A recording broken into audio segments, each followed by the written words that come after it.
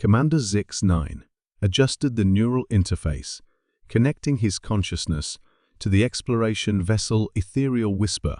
The Veil Therian's crystalline body shimmered with anticipation as sensor readings confirmed what their long-range scouts had reported 3 cycles ago: a human settlement on the remote planet designated as Terra-7, far beyond the known boundaries of human space.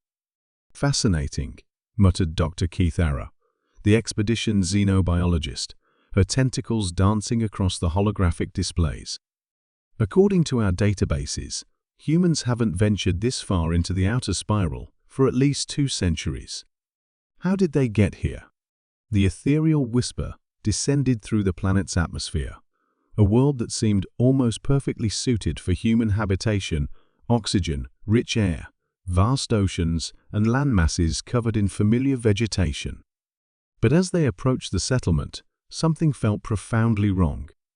Zix-9's optical sensors detected the colony from orbit, a sprawling metropolis that should have housed millions, yet the electromagnetic signatures suggested a population of barely 50,000. The architecture was unmistakably human: gleaming towers, interconnected walkways, and the characteristic dome structures humans favored for their primary habitats. But there were additions, modifications, that didn't match any known human design patterns in the Veil Therian archives. "Commander," announced Navigation Officer Veltar, his voice carrying an undertone of confusion, "I'm detecting energy signatures that, well, they shouldn't exist." "Elaborate." "The power source appears to be generating more energy than it consumes." "That's impossible, according to all known laws of thermodynamics." As they landed in the designated visitors area, a delegation of humans approached their vessel. Zix-9 observed them through the ship's external cameras, noting their physical appearance. They looked like standard humans: bipedal, carbon-based, wearing simple clothing, but there was something in their movement, a fluidity that seemed almost otherworldly. The lead human, a woman with graying hair and kind eyes, raised her hand in the universal gesture of peaceful greeting. Zix-9 activated the translation protocols and stepped outside, his crystalline form reflecting the planet's twin suns. "Welcome, travelers," the woman said, her voice carrying a warmth that surprised him. "I'm Elena Vasquez, the colony's administrator. We've been expecting visitors for quite some time." "Expecting us?" Zix-9's voice resonated through his mineral structure. "How could you have known of our arrival?" Elena's smile held secrets. "Time moves differently here, Commander. We've learned to perceive patterns that others cannot. Please, allow us to show you our home." As they toured the colony, Zix-9 and his team encountered impossibilities at every turn. The humans seemed to communicate telepathically, finishing each other's thoughts with unsettling accuracy.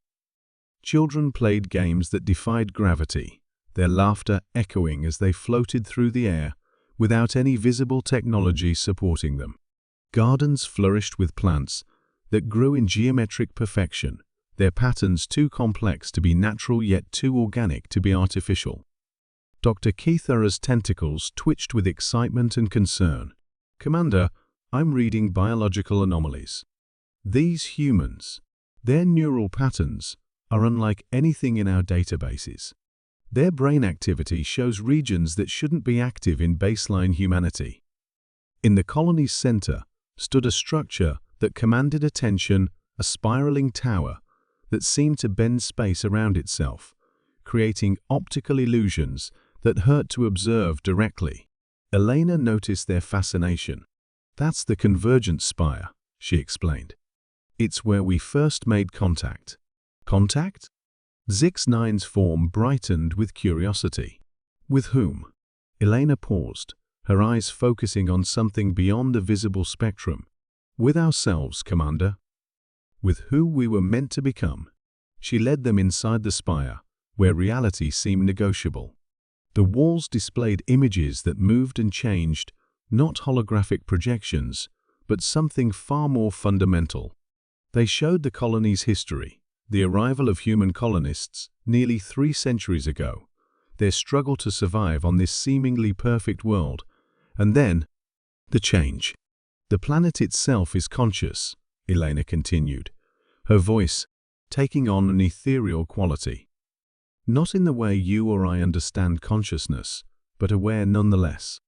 It existed alone for millions of years, watching the stars, dreaming of companionship. When we arrived, it welcomed us, but more than that, it began to merge with us.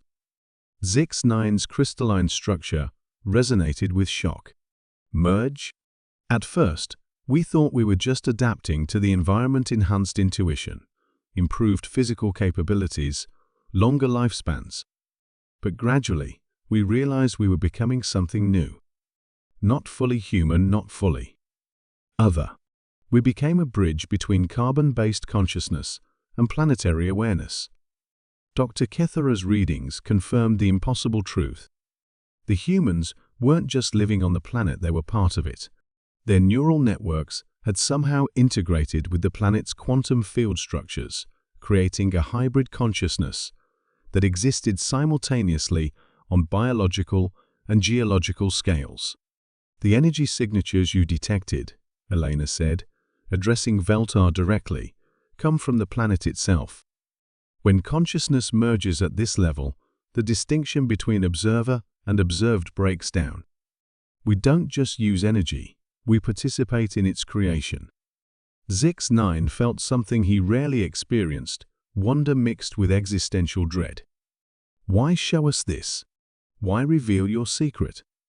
Elena's smile became sad, knowing. Because the galaxy is changing, Commander. Your people, the humans you know, all the spacefaring species, you're all approaching a threshold. Technology alone won't carry you beyond it. You'll need to evolve, to become something more than what you are.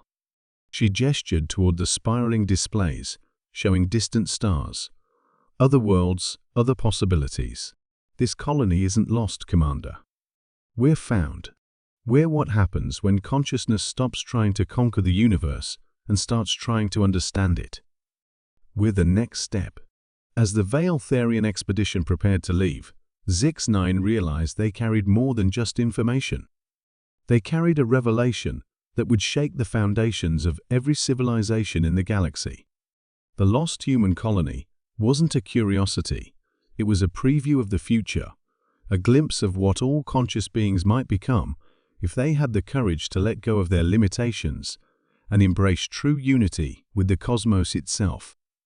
The ethereal whisper lifted off, leaving behind a colony that existed as much in potential as in reality, while its crew grappled with questions that would haunt them across the light years home.